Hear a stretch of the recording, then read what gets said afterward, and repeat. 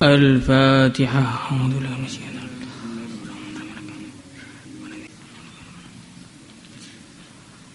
Abwabus sadaqah, thawabu man ruziqa kafafan wa qana'a wa sabara wa ta'affafa wa lam yas'al ahadan thiqatan billahi wa tawakkulan alaih.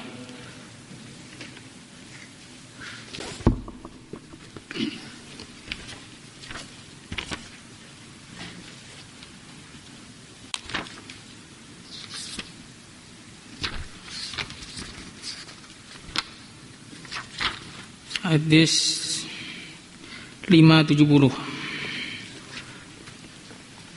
Kharrajat Tabarani.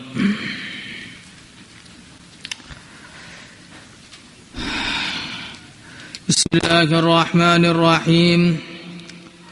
Wa kharrajat Tabarani bi isnadin hasan an Sahl bin Sa'd radhiyallahu ta'ala anhu qala Ja'a Jibrilu ila Nabi sallallahu alaihi wasallam. Telah datang Jibril kepada Nabi sallallahu alaihi wasallam. Qala, maka Sayyidina Jibril mengatakan, ya Muhammad, wahai Muhammad, ish, hiduplah ma syi'ta, semau engkau. Fa innaka, maka sesungguhnya engkau mayyitun, akan mati. Wa'mal, dan beramallah, ma syi'ta, semau engkau. Fa innaka, karena sesungguhnya engkau majziyun, akan dibalas bihi, dengan amal tersebut. Wa ahbib, dan cintailah, man, siapa saja, syi'ta, yang engkau kehendaki. Fa innaka, maka sesungguhnya engkau mufarikuhu, akan berpisah dengan dia. Wa alam, dan ketahuilah, anna syarafal mu'mini, bahwasanya kemuliaannya orang mulia, orang mukmin, qiyamul laili, adalah salat pada malam hari. Wa izzuhu, dan kemenangannya, istighna'uhu, adalah rasa tidak butuhnya dia, anin nasi, dari semua manusia. Jadi ini hadis yang pendek sekali, tapi penuh dengan makna-makna yang luar biasa. Yang apabila kita bisa merenungi maknanya, meresapi hikmah-hikmah yang terkandung di dalamnya, kemudian mempraktekkannya dalam kehidupan kita, maka kita akan mendapatkan kesuksesan di dunia yang sementara dan di akhirat yang selama-lamanya. Maka hadis ini penting kita pelajari dan kita pahami. Yang pertama, isinya aish ma syi'ta fa innaka mayyitun. Hiduplah semau kamu, karena sesungguhnya kamu akan mati. Yang pertama dari ish fa innaka mayyitun, kita bisa memahami bahwa kita ini tidaklah akan kekal di dunia ini. Jangan pernah sekali-kali merasa dalam hati bahwa akan lama di dunia ini. Ini pikiran yang tidak ada kebenarannya sama sekali. Karena kita ini bukan manusia pertama yang tinggal di dunia. Sebelum kita telah banyak orang yang mampir di dunia, dan sekarang mereka telah meninggal dunia. Sebagaimana mereka meninggal dunia, kita pun juga akan menyusul mereka. Maka diajarkan oleh baginda Rasulullah sallallahu alaihi wasallam, ketika kita lewat kuburan, kita diutus, diperintah untuk membaca doa Assalamualaikum dara qaumin mu'minin wa inna insyaallahu bikum lahikun. Ketika lihat orang-orang di kuburan, suruh mengucapkan salam, sambil mengingatkan kepada diri kita sendiri, tunggu sebentar, sebentar lagi aku akan menyusul Tuhan. Kemudian yang kedua kalinya, semua manusia dalam hidup ini punya cita-cita yang beraneka ragam. Ada yang punya cita-cita punya kendaraan-kendaraan yang mewah. Ada yang punya cita-cita agar dia punya rumah yang megah. Ada yang punya cita-cita bagaimana punya jabatan yang wah. Tapi ketahuilah, semua cita-cita kamu itu, semua cita-cita tadi akan terputus dengan kematian kita. Ya, semua cita-cita tadi akan terputus dengan kematian kita. Kalaupun kita berhasil mendapatkannya, kemudian kita akan mati dan meninggalkan apa yang kita kumpulkan dan kita usahakan. Kalaupun gak berhasil mendapatkannya, juga akhirnya yang kita dapatkan adalah kematian. Maka kita ini punya cita-cita, jangan punya cita-cita dunia. Saya ini ngaji Pak 6 tahun saja, kemudian setelah itu kuliah, sampai aliyah saja, habis itu kuliah, biar dapat S1, S2, ya, biar dapat jenderal bintang 1, bintang 2, bintang 7 lebih pusing lagi. Maka kalau kita ini punya cita-cita dunia, ketahuilah, ada kalanya kita mendapatkannya, kemudian kita harus meninggalkannya dengan kematian kita. Ada kalanya kita tidak mendapatkannya, dan itu yang paling banyak di kalangan manusia, dan akhirnya dia menyesal selama-lamanya karena umurnya hanya habis untuk perkara yang sia-sia. Maka bagaimana caranya? Isma syi'ta, kalau kita tahu bahwa kita itu setelah hidup akan mati, maka kalau punya cita-cita, carilah cita-cita akhirat. Kalau punya cita-cita, carilah cita-cita akhirat. Karena orang itu kalau punya cita-cita akhirat, kesampaian, tidak kesampaian, dia akan mendapatkan keuntungan. Sampaian, tidak kesampaian, dia akan mendapatkan keuntungan. Orang punya cita-cita jadi hafidz Al-Quran, kalau dia berhasil diamalkan dalam kehidupan, maka orang tuanya akan diberi mahkota yang sinarnya terang benderang. Tapi kalaupun dia tidak jadi hafidz Al-Quran, usaha habis-habisan, ternyata memang tidak kesampaian, maka dia bukan rugi. Orang ini juga beruntung, karena nanti bangkitnya juga akan dibangkitkan bersama hafidz Al-Quran. Enggak, orang mondok di tahfidz itu enggak ada ruginya sama sekali. Mau jadi hafidz, enggak jadi hafidz, asal sungguh-sungguh beruntung. Tapi kalau enggak mau belajar Al-Quran, ya rugi. Isma syi'ta wa innaka mayyitun. Karena kalau kita ini cita-citanya agama, kesampaian, kita beruntung. Tidak kesampaian juga tidak rugi, tetap beruntung. Raman hamma bihasanatin falam ya'malha falahu hasanah. Kama ja'at fir riwayah. Siapa yang ingin kebaikan belum sempat ngamalkan, dapat satu kebaikan. Tapi kalau cita-citanya dunia belum kesampaian, yang ada sakit semua. Aishma syi'ta fa innaka mayyitun. Yang kedua, wa'mal ma syi'ta fa innaka majziyun bihi. Amallah semau kamu, fa innaka majziyun bihi, maka sesungguhnya engkau akan dibalas dengan amal itu. Kita boleh amal, yang amal baik boleh, amal buruk boleh, amal yang terbaik silahkan, amal yang terburuk juga silahkan. Tapi ingat bahwa setiap amalan akan ada balasan. Setiap amalan akan ada balasan. Amalan-amalan yang buruk akan mendapatkan balasan. Ya, amalan-amalan yang buruk akan mendapatkan balasan. Wa may ya'mal misqala dzarratin syarran yarah. Keburukan sebiji dzarrah pun akan dibalas. Pandangan-pandangan mata yang berkhianat akan dibalas.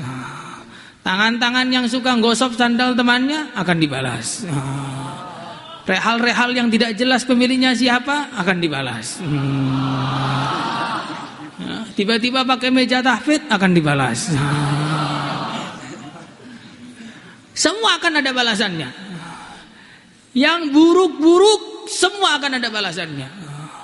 Bahkan setiap teguhan air akan ditanya oleh Allah, air itu dapat dari mana?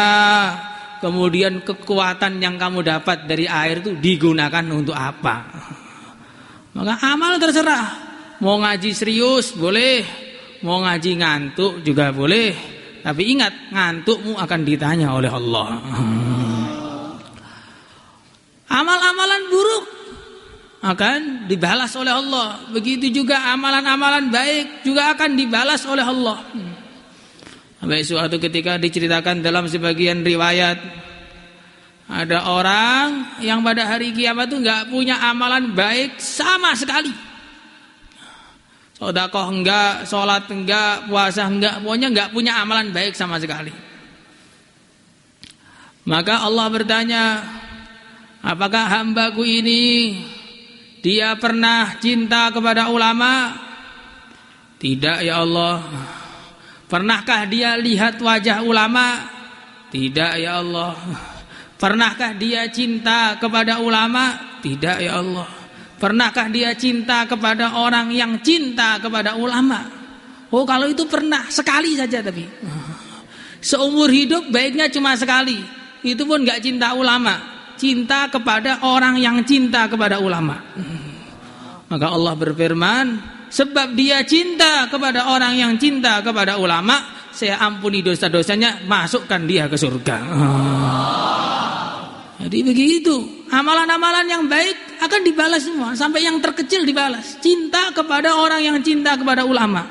Yang sekarang ada bukan ulama dicintai, ulamanya dicaci maki, dibentak-bentak oleh anak kecil yang baru lahir kemarin sore. Ini bahaya sekali yang seperti ini. Karena fa innaka majziyun bihi, semua akan dibalas. Yang baik-baik akan dibalas, yang buruk-buruk juga akan dibalas. Maka kalau kita sudah tahu seperti ini semuanya akan dibalas, maka kalau orang cerdas, ya dia akan amal yang baik sebaik-baiknya. Semuanya insyaallah hadirin.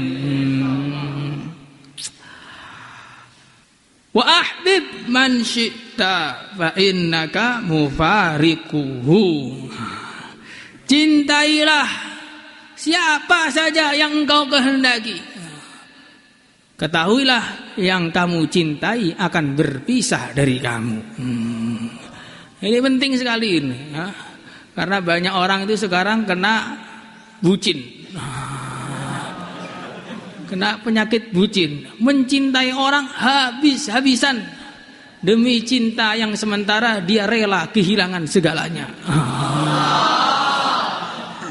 Cinta kepada manusia itu cinta yang biasa-biasa saja.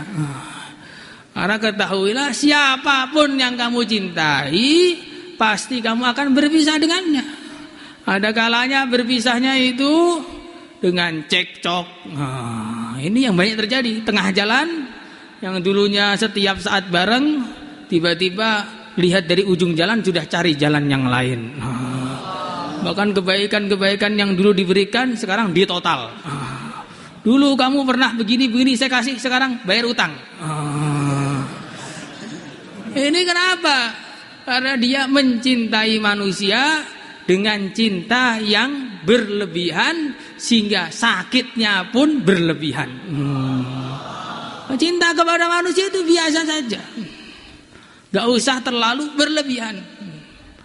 Dan nanti kalau berlebihan itu kalau sekali lepas, itu lepasnya juga sakitnya berlebihan. Gak ada orang tanya, saya ini berusaha meninggalkan dia, tapi dia selalu terbayang-bayang dalam hati saya. Lalu bagaimana cara menghilangkan bayangan yang menghantui itu? Maka jawabannya mudah. Manusia itu mahallul khata' wan nisyan. Manusia itu makhluk yang paling gampang lupa. Sebenarnya gampang saja melupakan dia, tapi masalahnya mau melupakan fotonya masih ada di dompet. Jam tangannya pemberian dia, bajunya kenang-kenangan waktu itu. Akhirnya nggak lupa jadinya. Ahbib man syi'ta wa innaka mufariquhu.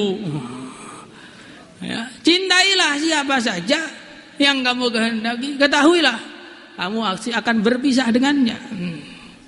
Kalau tidak berpisah gara-gara cekcok, maka akan berpisah dengan sebab kematian. Mesti itu. Makanya cinta itu sama manusia, cinta yang biasa saja.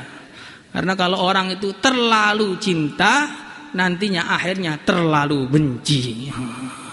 Sehingga tiba-tiba ketika sudah benci, semua keburukan masa lalu diumbar semua. Kamu begini, sampai dua-duanya akhlaknya tumpah, habis tidak tersisa. Bukan hanya berserak lagi nih, tumpah sudah habis. Kalau berserak masih bisa dikumpulkan, kalau tumpah habis, tak tersisa sama sekali. Ini namanya akhlak tumpah begitu. Maka kalau pengen cinta kita itu abadi, kaitkanlah cinta kita kepada yang maha abadi, yaitu Allah Subhanahu wa ta'ala. Cinta kepada Allah, cinta kepada utusannya Allah, cinta kepada orang-orang yang dekat kepada Allah. Ini cintanya akan abadi. Cinta di dunia, dan cinta itu akan bermanfaat ketika kita sampai di akhirat sana. Maka jangan cinta kepada yang tidak ada berkaitannya dengan maha abadi, yaitu Allah Subhanahu wa ta'ala. Semua niat. Wa'alam, ketahuilah anna syarafal mu'mini, bahwasanya kemuliaannya orang Islam qiyamul lail adalah dengan dia salat malam. Apa rahasianya? Orang Islam itu dikatakan mulianya, orang iman itu dikatakan mulianya ketika dia menghadap Allah pada malam hari, salat malam. Karena manusia itu secara umum mereka ingin punya hubungan khusus. Kalau dipanggil sama seorang raja, itu dipanggil dengan cara yang khusus, tidak bercampur dengan yang lainnya. Nah, orang iman itu tidak tertarik dengan raja di dunia. Orang iman itu tertariknya dengan pencipta para raja, yaitu Allah Subhanahu wa ta'ala. Maka orang iman itu kesenangannya melek malam, punya hubungan khusus dengan Allah Subhanahu wa ta'ala, berlezat-lezat dengan hubungannya dengan Allah Subhanahu wa ta'ala. Maka dikatakan wa du'ina fa ajabna wa awadilna niyamu.